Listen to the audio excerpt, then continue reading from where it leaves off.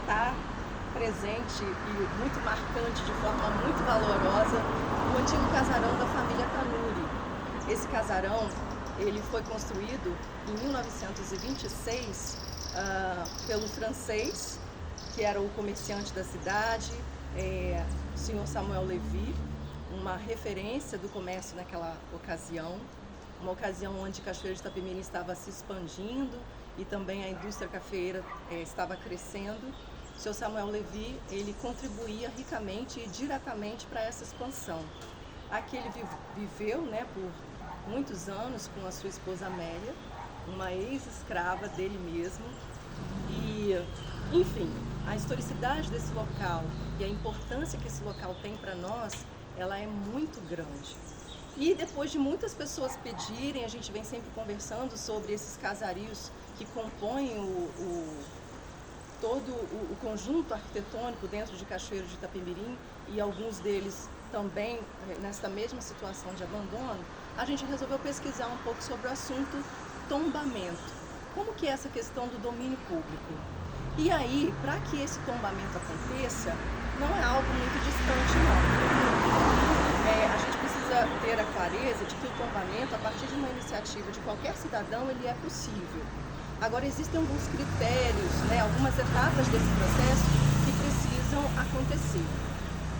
Primeiro, todo objeto arquitetônico, essa edificação aqui, que é o objeto da nossa conversa hoje, ela precisa, para a comunidade, para a sociedade local, ser uma referência cultural, de alguma forma ter contribuído para esse local, para essa cidade, de alguma forma ter trazido benefícios para o cotidiano das pessoas que aqui viviam e que aqui vivem, né? Então, não há como negar. Às vezes atrapalha um pouco o som dos carros, né? Mas não há como negar que não somente os próprios moradores que aqui viveram e que contribuíram para aquela época a expansão do comércio, mas para tudo que se foi criado a partir dessa vivência dessa família. Porque até os bairros aqui próximos, né, o bairro aqui da Ban e o bairro Ferroviários, eles são originários da doação de terras do senhor Samuel Levy para os seus herdeiros, que consequentemente foram dividindo esse espaço, né? Foi havendo aí um zoneamento, uma distribuição de terrenos naquela época, que originou esses bairros que aqui estão também próximos a esse casarão. Então, não há como deixar de reconhecer a importância desse casarão. Depois, uma outra evidência dentro dos critérios de tombamento é a insuficiência financeira de quem detém o patrimônio nessa ocasião, quer dizer, agora. Agora, os proprietários, eles teriam condição de revitalizar este lugar, de transformar esse lugar, ou até mesmo de trazer uma manutenção para este lugar? A gente observa que não, né? Se a gente for considerar o uso inadequado desse lugar, moradores de rua já estão invadindo esse local, a área está totalmente aqui deteriorada. Esse vídeo não tem cheiro, mas a gente está aqui tendo dificuldade até para respirar, por conta do odor que está por aqui. Então, assim, infelizmente, quando o poder público não tem as iniciativas que a população precisa, nós precisamos nos manifestar, nós precisamos começar a agir. Então, essa é uma outra situação. Para além disso, a gente precisa garantir, após o tombamento, que esse lugar seja fiscalizado.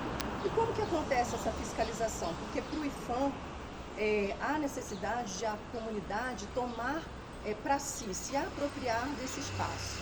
E aí é a parte legal da coisa, porque a gente também já temos sugestões para o uso revitalizado desse lugar.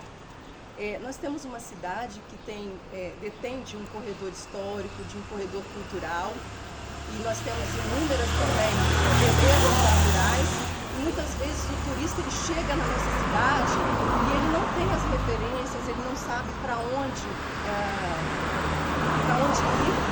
Então a nossa sugestão, e aí a gente também abre aqui essa nova discussão, porque vocês também têm outras sugestões, é que esse espaço ele se torne uma casa para o turista, uma casa onde o turista possa chegar e aqui poder historicidade desse lugar, dos moradores que por aqui passaram e principalmente que aqui ele tenha realmente uma noção dos outros lugares que ele pode acessar dentro desse corredor cultural. A gente entende que uma parceria, né, público-privada seria o ideal para a restauração desse lugar. Imagina aqui uma cafeteria bem charmosa, onde a gente pudesse acessar, ficar aqui tranquilamente, de repente dispor de um deck à beira do rio. A gente entende das questões de APP, a gente sabe da legislação e das limitações na hora de se fazer também uma revitalização à beira de um rio, como o nosso rio, né, o Rio Itapemirim. Mas é possível se nós conseguirmos que os órgãos controladores, que aí também é uma outra exigência do IPHAN, que os órgãos controladores, a partir da ação da comunidade, da sociedade, tenham o domínio deste lugar, né? Então é isso, a gente reconhece o valor desse lugar, a gente sabe da importância que esse lugar teve para nós enquanto história de Cachoeiro, a gente compreende esse lugar como um lugar que está abandonado e a gente também sabe das inúmeras formas desse lugar ser reaproveitado.